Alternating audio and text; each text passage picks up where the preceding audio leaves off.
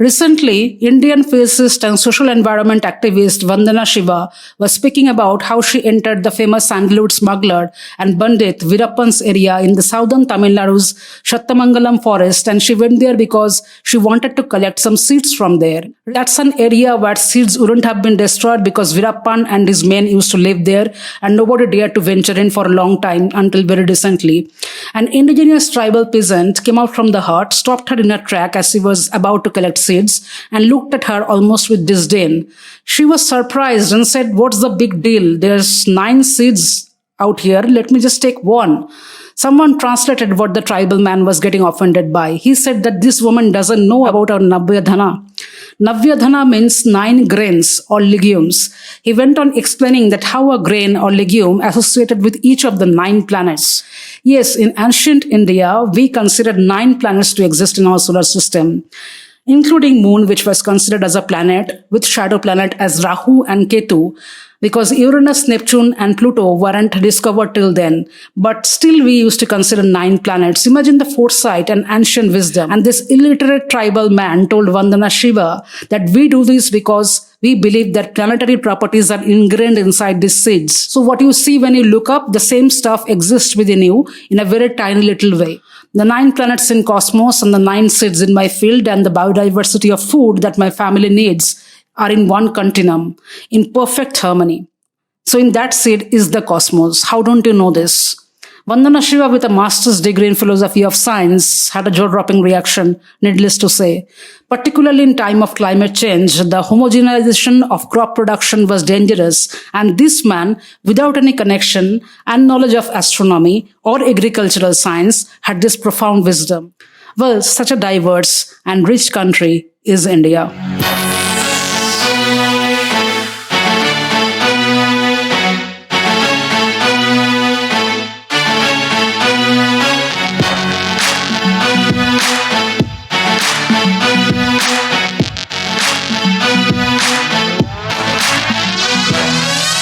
I remember one of my favorite Tagore songs in such moment. Akash bhora surjo tara, bishwo bhora pran, tahari majkhane, ami peyechi mor sthan. No, we don't need to visit to the moon or through the space to feel like that. That's what makes us unique.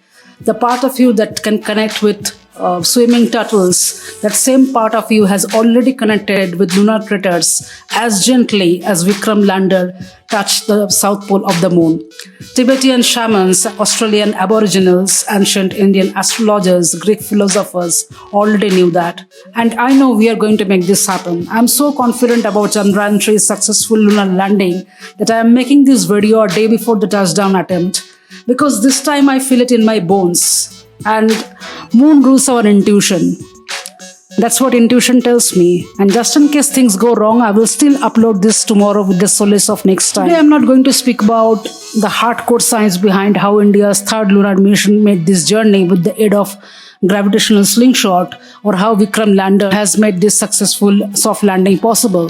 If you are interested in such scientific details only, I have already made a video and you can check that out. I am here today to briefly celebrate our place under the sun with you all by talking about the fragile finite lives we live in this vast space and time.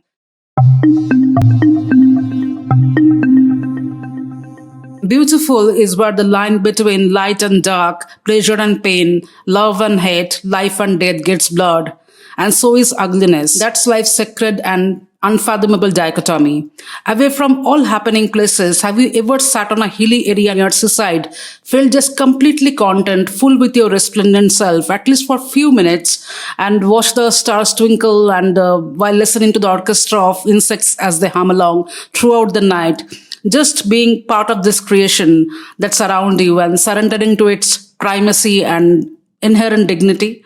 How often we forget that we are part of this cosmic creation and we are not here just to mindlessly roam and struggle for our place under the sun, when that place is already allocated to us before quarks and big bangs, albeit temporarily.